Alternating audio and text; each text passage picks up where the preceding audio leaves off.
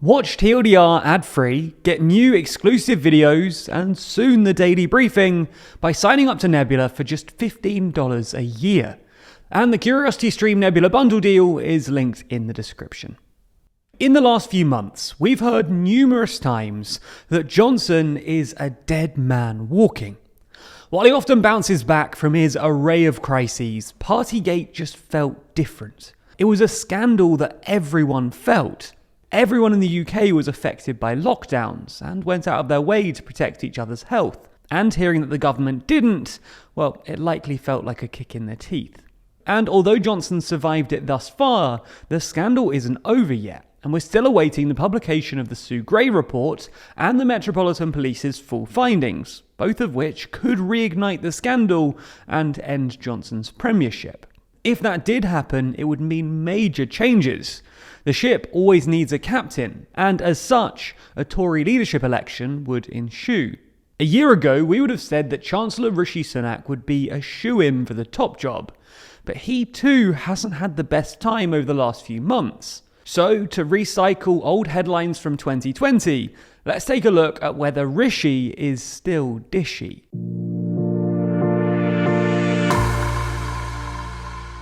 We're going to break this video down into two sections. Firstly, we'll take a look at Sunak's polling ratings and how they've been falling lately.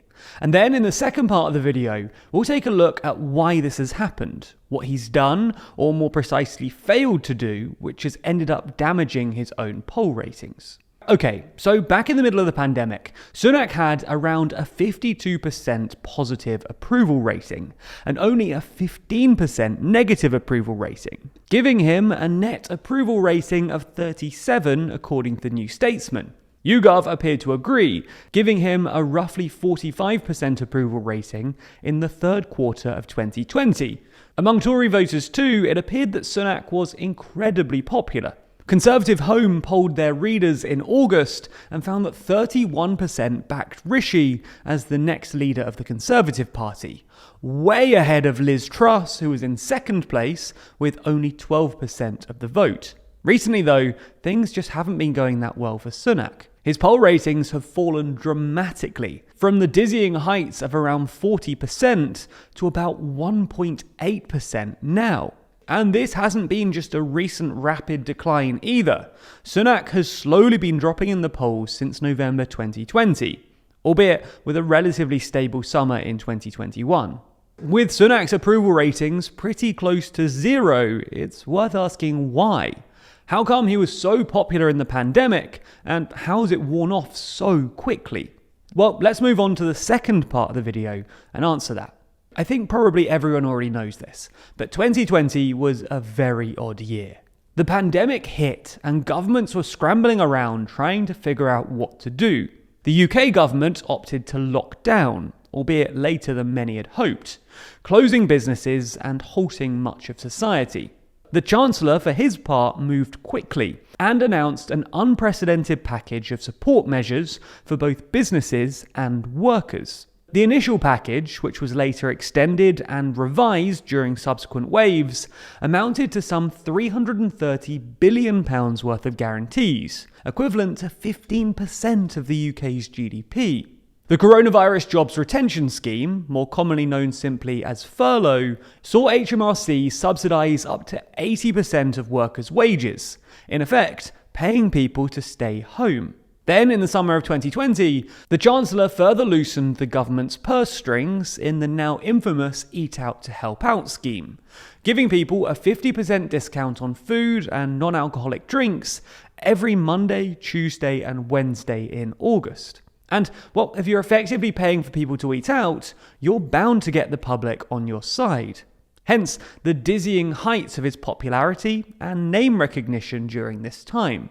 But it didn't end there. As recently as January of this year, polling by YouGov pointed towards Sunak being the only leading political figure that a majority of voters can A, identify and B, like. 96% of the public were able to recognise Sunak, making Sunak as well known in the public eye as David Cameron, Theresa May and Boris Johnson. This popularity was capitalised on by Sunak himself, with a number of slick campaigns and posts on social media. something we've covered in another video. However, things have started to sour for Sunak more recently.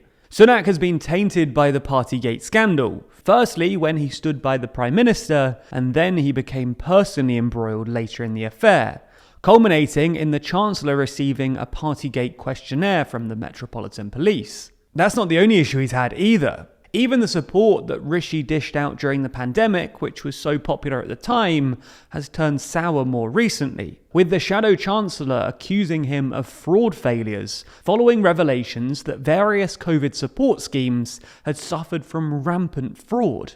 The Bounce Back loan scheme lost as much as £5 billion to fraud, and some estimate that fraud across all COVID schemes could hit £30 billion a year. A revelation that led Lord Agnew, the Treasury Minister responsible for counter-fraud, to resign at the dispatch box. But one of the main reasons that Rishi may no longer have his appeal is the growing salience of the cost of living crisis.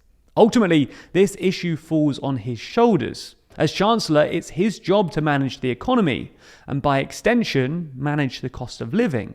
The issue being that the cost of living crisis has for months now been spiralling out of control for many people. Back in January, it was announced that Ofgem, the energy regulator, would increase its energy price cap by a record 54%, leading to an increase in bills from the 1st of January to the tune of £693 or more. Even using conservative estimates, by the time that Ofgem sets their next price cap in October, average household bills could hit a staggering £3,000 a year. And that's just one element of it. 1 in 5 people are already struggling financially, twice as many as last year. And that's before the full effect of the price cap hike and inflation really takes hold. As Martin Lewis, founder of Money Saving Expert, put it, this is one of the worst cost of living crises that he's ever seen. At the spring statement on the 23rd of March, Sunak was given a perfect opportunity to put things right and confront the crisis head-on, something that, in the eyes of the public, he failed to do. Although the likes of a 5p cut in fuel duty were immensely popular, 71% of people support the move, it's just not enough. 60% of those polled by YouGov said that the statement's policy would have little, if any, impact on their personal lives.